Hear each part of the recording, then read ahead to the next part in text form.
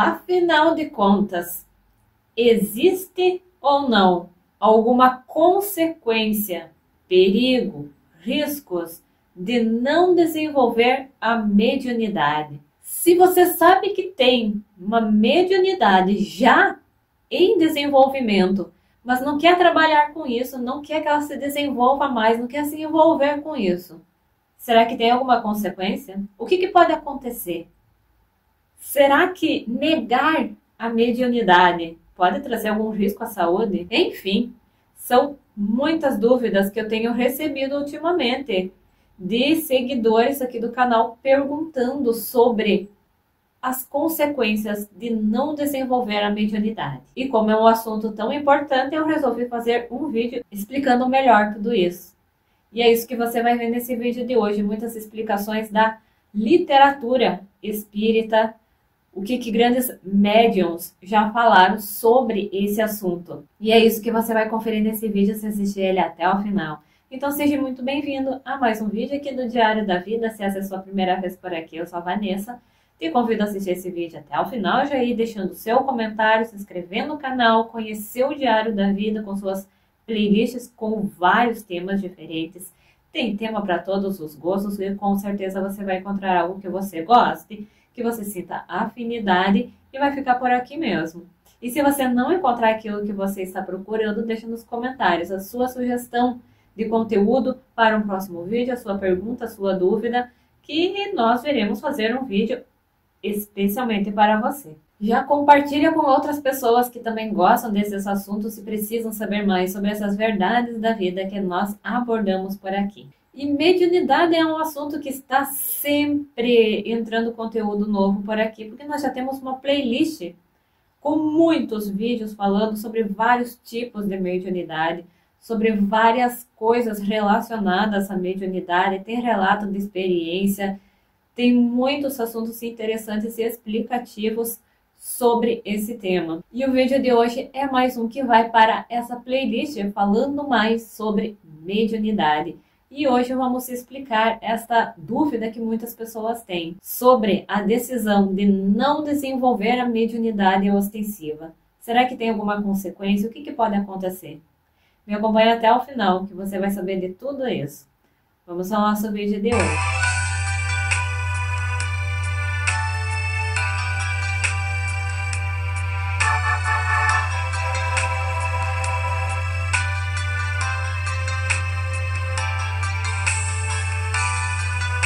Certa vez, no programa Pinga Fogo, fizeram a seguinte pergunta para Chico Xavier: o que acontece para uma pessoa que se recusa a desenvolver a mediunidade, já que esta mediunidade pode ajudar muitas pessoas? Haverá algum castigo ou cobrança? E aí ele respondeu o seguinte: energias que não doamos podem ser fator de desequilíbrio em nossas vidas. Nossa consciência, em geral, nos cobra uma atitude perante as tarefas que nos cabem. Praticando o bem em qualquer parte, estaremos colocando nossa mediunidade a serviço de todos. André Luiz afirma: todo bem que não se faz é um mal que se pratica. Nós sabemos que a mediunidade ela é uma forma de caridade, onde médiuns têm a oportunidade de ajudar muitos desencarnados que estão à busca de luz, de ajuda para encontrar um caminho que ainda não encontraram. Aí a mediunidade vem como esta fonte de comunicação entre o mundo espiritual e o terreno, podendo proporcionar esta ajuda a esses espíritos e também trazendo conforto e respostas para as pessoas encarnadas que estão em busca de alguma resposta ou com muita aflição sobre algum ente, algum familiar que desencarnou. E aí o médium é aquela pessoa que serve de intérprete para os espíritos desencarnados conseguirem transmitir a sua mensagem às pessoas encarnadas.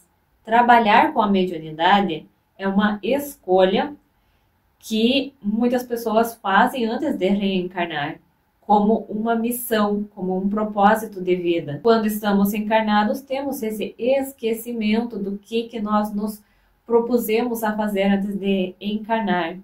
E muitos acabam se desviando do seu caminho. Aí tem essas pessoas que descobrem que estão com uma mediunidade aflorada, se desenvolvendo, um tanto quanto que ostensiva. E aí, com receio de alguma coisa, se negam a trabalhar com esta mediunidade. Acho que a pior consequência que isso pode causar é quando este espírito desencarnar e perceber que aquilo que ele tinha como missão naquela vida terrena, ele negou, ele fugiu dessa missão e desperdiçou toda aquela vida na Terra. Vai bater aquele sentimento de quem fracassou na sua missão.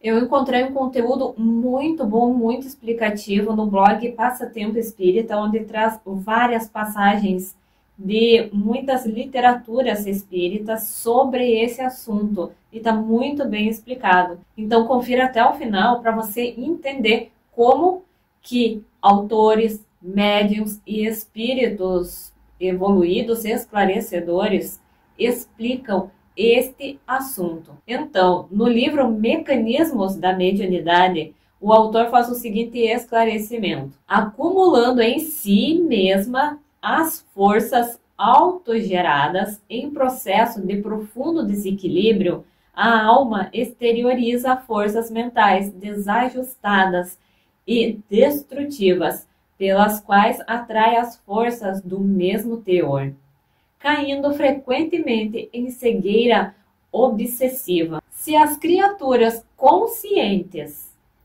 não se dispõem à distribuição natural das próprias cargas magnéticas em trabalho digno, estabelecem para si a degenerescência das energias. Nessa posição, emitem ondas mentais perturbadas, pelas quais se ajustam a inteligências perturbadas do mesmo sentido, arrojando-se a lamentáveis estações de avitamento em ocorrências deploráveis de obsessão, nas quais as mentes desvairadas ou caídas em monodeísmo vicioso se refletem mutuamente. E chegadas a semelhantes conturbações, seja no arrastamento da paixão ou na sombra do vício, sofrem a aproximação de correntes mentais arrasadoras,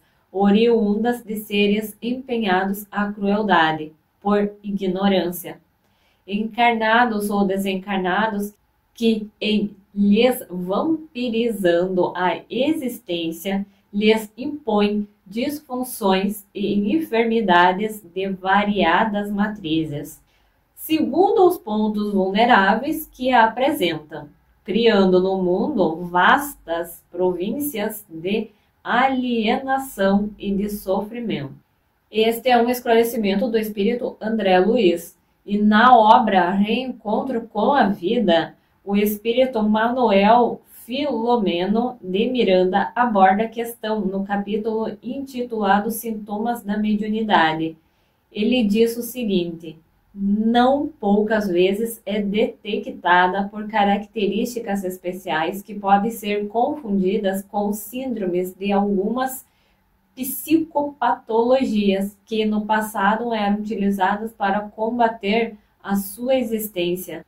Sutis ou vigorosos, alguns desses sintomas permanecem em determinadas ocasiões, gerando mal-estar e dissabor, inquietação e transtorno depressivo, enquanto que em outros momentos surgem em forma de exaltação da personalidade, sensações desagradáveis no organismo, ou antipatias injustificáveis, animosidades mal disfarçadas, decorrência da assistência espiritual de que é objeto. Muitas enfermidades de diagnose difícil, pela variedade da sintomatologia, têm suas raízes em distúrbios da mediunidade de prova.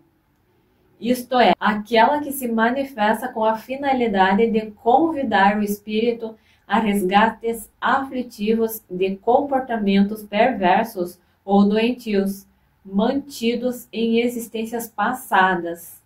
Por exemplo, na área física, podem ocorrer dores no corpo sem causa orgânica, cefalgia periódica sem razão biológica, problemas do sono, insônia, pesadelos, pavores noturnos com sudorese, taquicardias sem motivo justo, colapso periférico sem nenhuma disfunção circulatória, constituindo todos eles ou apenas alguns perturbações defluentes de mediunidade em surgimento e com sintonia desequilibrada. O comportamento psicológico ainda apresentam-se ansiedade, fobias variadas, perturbações emocionais, inquietação íntima, pessimismo, desconfianças generalizadas, sensações de presenças imateriais, sombras e vultos, vozes e toques que surgem inesperadamente, tanto quanto desaparecem sem qualquer medicação, representando distúrbios mediúnicos inconscientes que decorrem da captação de ondas mentais e vibrações que sincronizam com o perispírito do enfermo, procedentes de entidades sofredoras ou vingadoras, atraídas pela necessidade de refazimento dos conflitos em que ambos, encarnado e desencarnado, se viram envolvidos. Esses sintomas, geralmente pertencentes ao capítulo das obsessões simples, revelam presença de faculdade mediúnica em desdobramento, requerendo os cuidados pertinentes à sua educação e prática.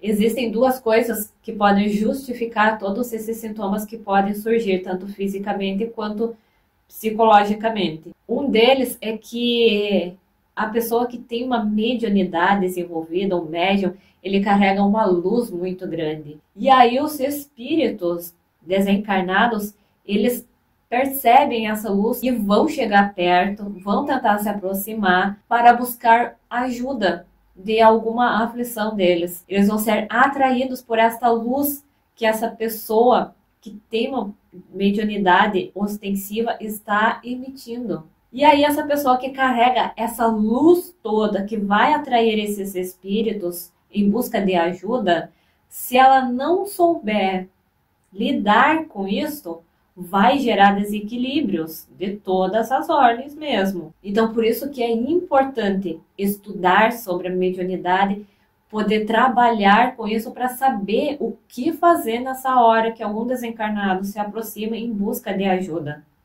Se a pessoa não sabe como lidar com aquilo ali, não trabalha com essa mediunidade, está se recusando a aceitar essa mediunidade, não quer se envolver com isso, esses espíritos, eles não entendem isso. Eles vão continuar ali precisando de ajuda. E isso pode causar uma perturbação nessa pessoa, que ela não sabe o que está acontecendo e nem como agir naquela hora.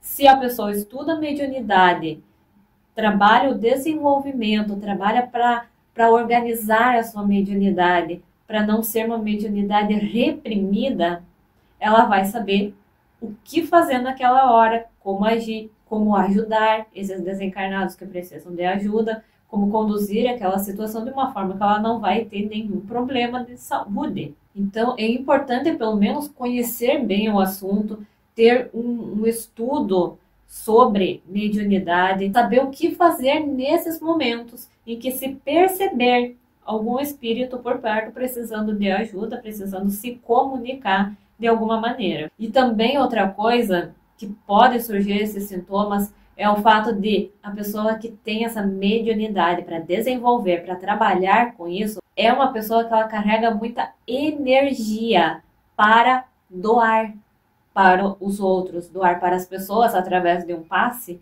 para doar para os espíritos através de um gesto de ajuda, de uma energia que vai estar passando para eles, toda essa energia que pode ser doada através da comunicação mediúnica. Então, o acúmulo de toda essa energia que precisa ser doada e não vai ser doada pode ocasionar esses sintomas e até mesmo algumas doenças, alguns desequilíbrios, desajustes mentais. Você nunca ouviu falar, aquela pessoa ela tinha que desenvolver a mediunidade, mas ela não desenvolveu e aí hoje é uma pessoa muito doente, uma pessoa que está sempre com algum problema de saúde, por causa que ela negou a mediunidade. Eu já ouvi falar isso.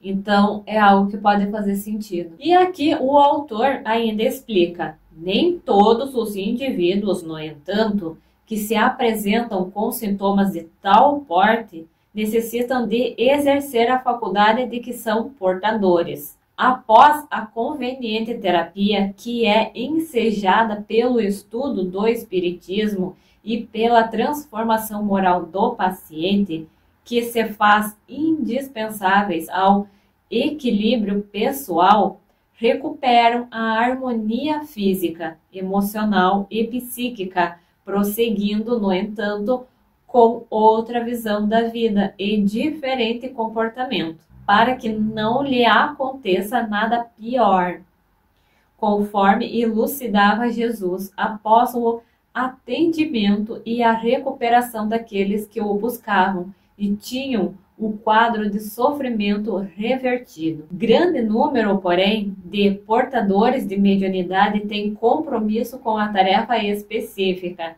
que lhe exige conhecimento, exercício, abnegação, sentimento de amor e caridade, a fim de atrair os espíritos nobres que se encarregam de auxiliar a cada um na desincumbência do mister iluminativo. Trabalhadores da última hora, novos profetas, transformando-se nos modernos obreiros do Senhor, estão comprometidos com o programa espiritual da modificação pessoal, assim como a sociedade, com vistas à era do espírito imortal, que já se encontra com os seus alicerces fincados na consciência terrestre. A correta educação das forças mediúnicas proporciona equilíbrio emocional e fisiológico, ensejando saúde integral ao seu portador. Cuidadosamente atendida, a mediunidade proporciona bem-estar físico e emocional, contribuindo para a maior captação de energias revigorantes que alcançam a mente a regiões felizes e nobres, de onde se podem aurir conhecimentos e sentimentos inabituais que aformoseiam o espírito e o enriquecem de beleza e de paz. Então essa é uma explicação do espírito Manuel Filomeno de Miranda, no livro Reencontro com a Vida, do Divaldo Franco. O livro dos médiuns, do Allan Kardec, tem a pergunta: pode o exercício da mediunidade ter de si mesmo inconveniente do ponto de vista higiênico, abstração feita do abuso? E vem a resposta: há casos em que é prudente, necessária mesmo, a abstenção ou pelo menos o exercício moderado, tudo dependendo do estado físico e moral do médium. Aliás, em geral, o médium o sente e desde que experimente fadiga, deve abster-se. Haverá pessoas para quem esse exercício seja mais inconveniente do que para outra? Já eu disse que isso depende do estado físico e moral do médium. Há pessoas que, relativamente às quais se deve evitar todas as causas de sobreexcitação, e o exercício da mediunidade é uma delas. Com que fim a providência outorgou de maneira especial a certos indivíduos o dom da mediunidade? É uma missão de que se incumbiram e cujo desempenho os faz ditosos. São os intérpretes dos espíritos com os homens. Toda pessoa que sente num grau qualquer a influência dos espíritos é, por isso mesmo, médium.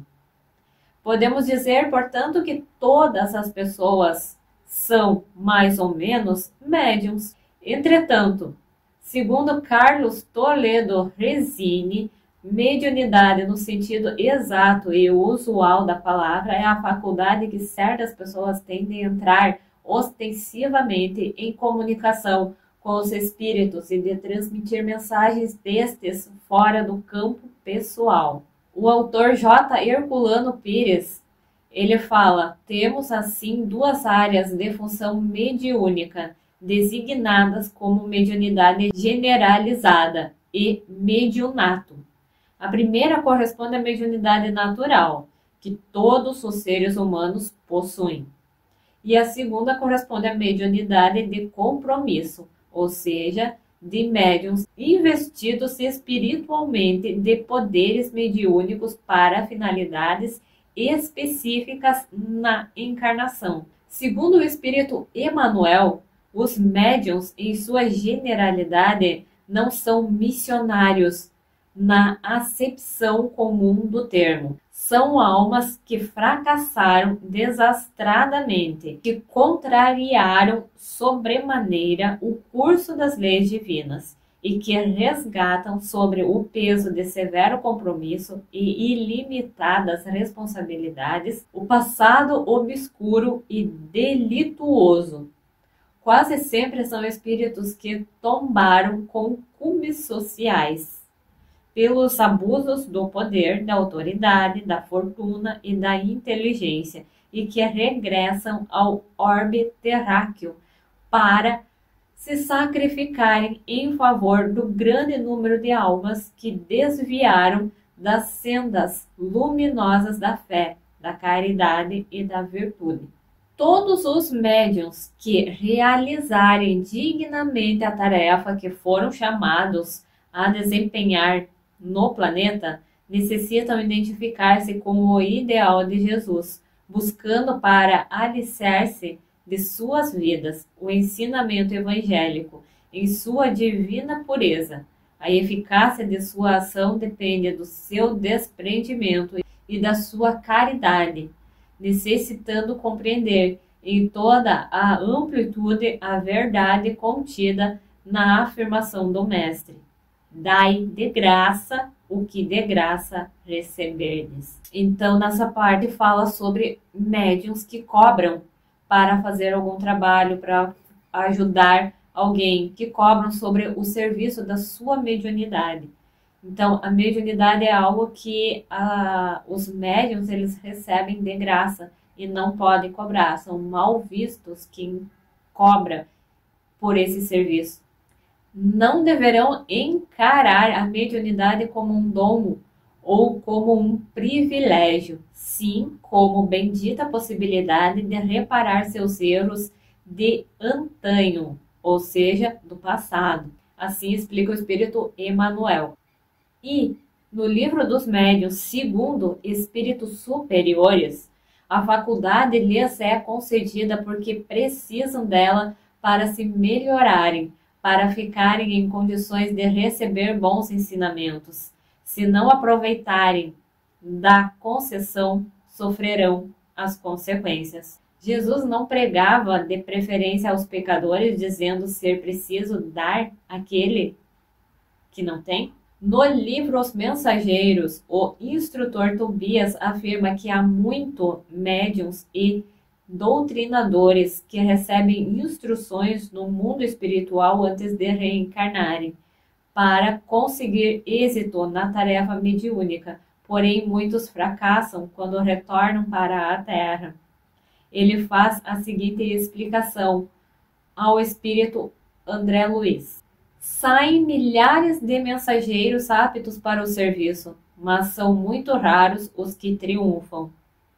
Alguns conseguem execução parcial da tarefa, outros muitos fracassam de tudo. O serviço legítimo não é fantasia, é esforço sem o qual a obra não pode aparecer nem prevalecer. Longas fileiras de médiuns e doutrinadores para o mundo carnal partem daqui com as necessárias instruções, porque os benfeitores da espiritualidade superior, para intensificarem a redenção humana, precisam de renúncia e de altruísmo. Quando os mensageiros se esquecem do espírito missionário e da dedicação aos semelhantes, costumam transformar-se em instrumentos inúteis. A expressão mediúnica pode ser riquíssima, entretanto, se o dono não consegue olhar além dos interesses próprios, fracassará fatalmente na tarefa que lhe foi conferida. São muito escassos os servidores que toleram as dificuldades e reveses das linhas de frente.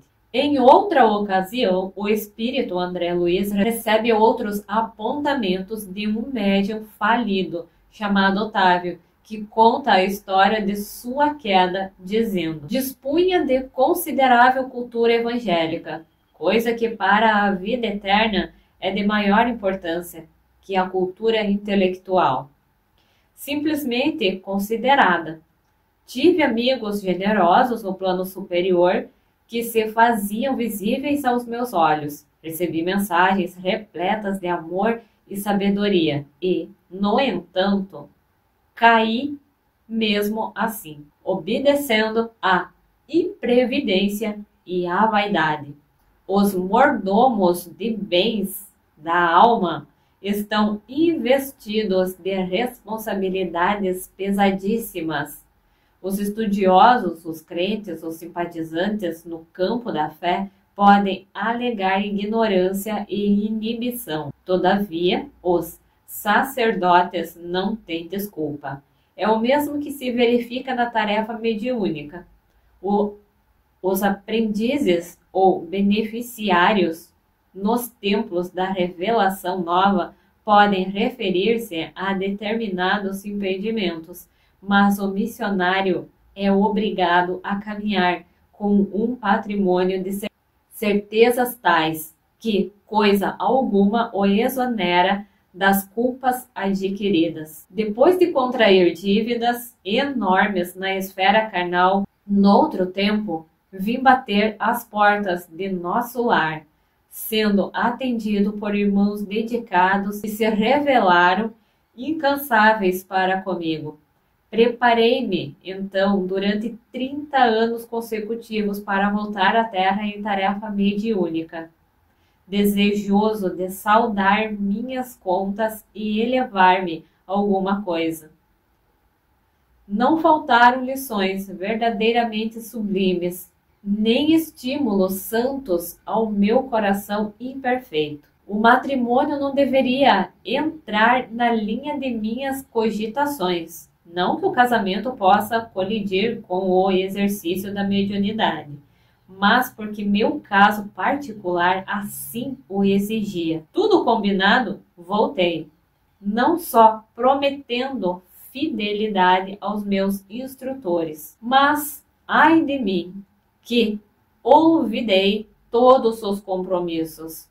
Aos 13 anos fiquei órfão de mãe e aos 15 começaram para mim os primeiros chamados da esfera superior. Meus parentes conduziram-me a um grupo espiritista de excelente orientação evangélica, onde minhas faculdades poderiam ser postas a serviço dos necessitados e sofredores. Entretanto, faltavam-me qualidades de trabalhador e companheiro fiel.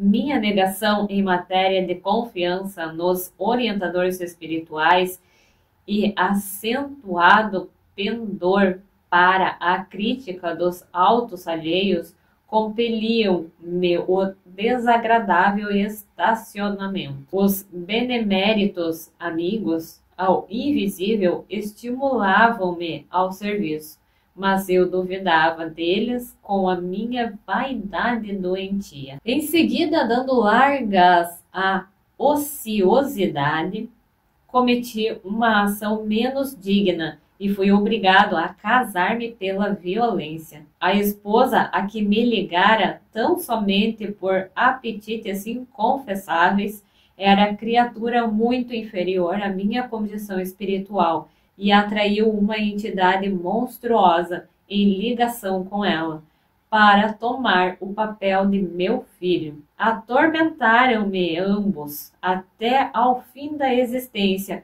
quando para aqui regressei, mal tendo completado 40 anos, roído pela sífilis, pelo álcool e pelos desgostos, sem nada haver feito para meu futuro eterno, sem construir coisa alguma no terreno do bem. Foi por isso que fali, agravando antigos débitos. Esse relato está no livro Os Mensageiros, psicografado por Chico Xavier.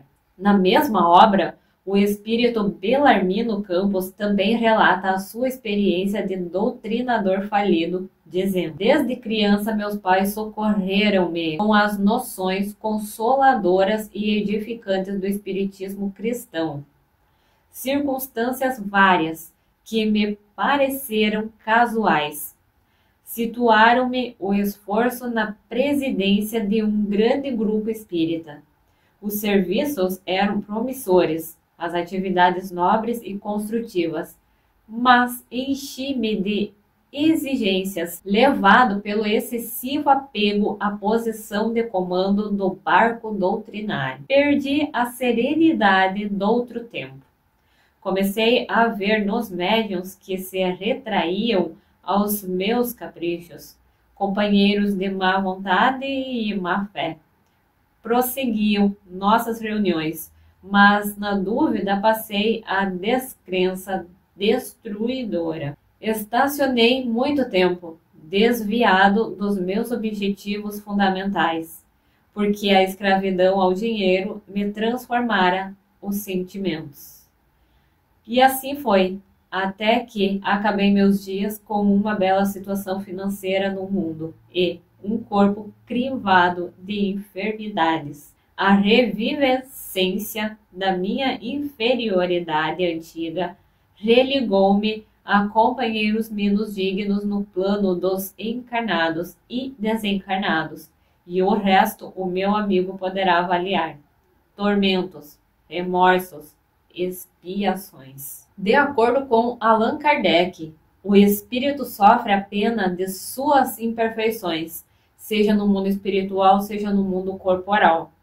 As penas que o espírito suporta na vida espiritual vêm juntar-se às da vida corporal, que são a consequência das imperfeições do homem, de suas paixões, do mau emprego de suas faculdades e a expiação de suas faltas presentes e passadas. É na vida corporal que o espírito repara o mal das existências anteriores, que põe em prática as resoluções tomadas na vida espiritual. Segundo J. Herculano Pires, a mediunidade de compromisso, também chamada de mediunidade de provas ou ostensiva, decorre de compromissos assumidos no plano espiritual, seja para auxiliar indiscriminadamente os que necessitam de ajuda e orientação, seja para o resgate de dívidas morais do passado com entidades necessitadas, cujo estado inferior se deve, em parte ou totalmente, às ações do médium em vidas anteriores.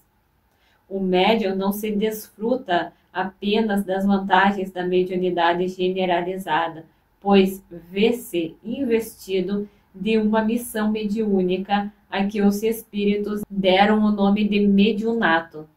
A situação do médium é bem diferente da comum.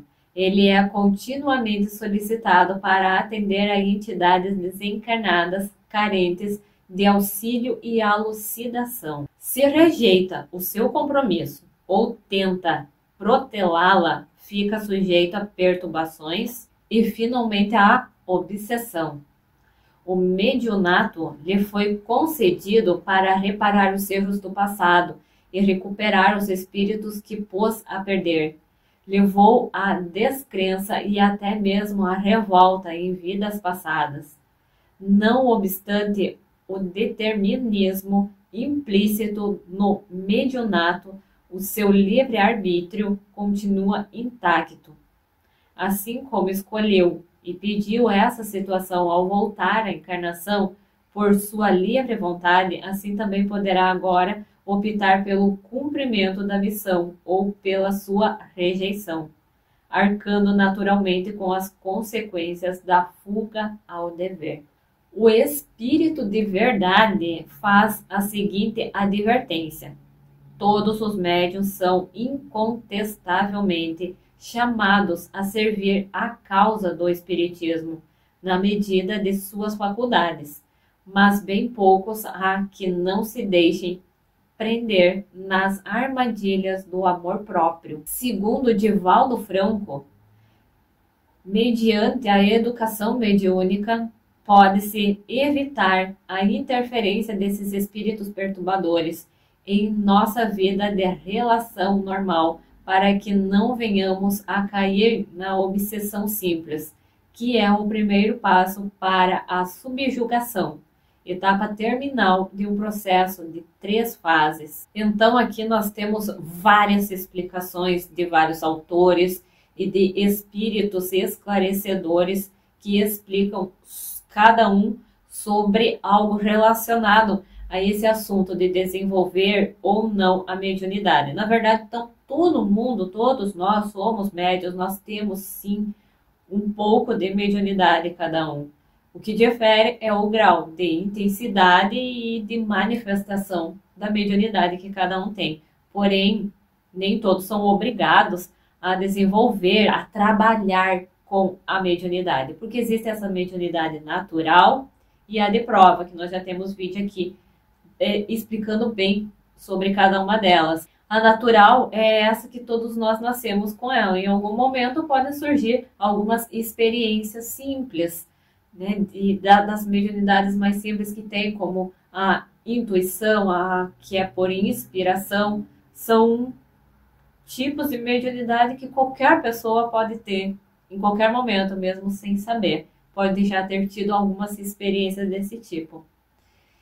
E tem a mediunidade de prova, que é quando as pessoas escolhem como uma missão para essa vida. Aí ela vai precisar estudar essa mediunidade, trabalhar com ela, desenvolver mais, educar essa mediunidade, e ela vai ser de uma forma ostensiva, que vai ser necessário trabalhar com ela, como uma forma de missão, que muitas pessoas escolhem ao reencarnar novamente. E então, quando encarnados, quando se percebe que tem essa mediunidade ostensiva, cabe a cada um escolher se vai ou não trabalhar com essa mediunidade, educá-la.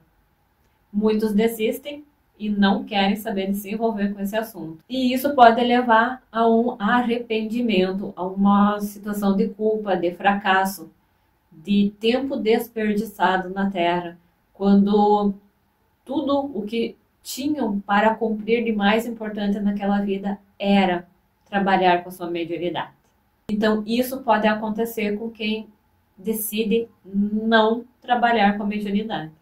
Além de outros fatores que podem acontecer, essas perturbações, porque a pessoa que não educa a sua mediunidade, ela está sujeita a ações do mundo espiritual e não vai saber como lidar com aquilo ali.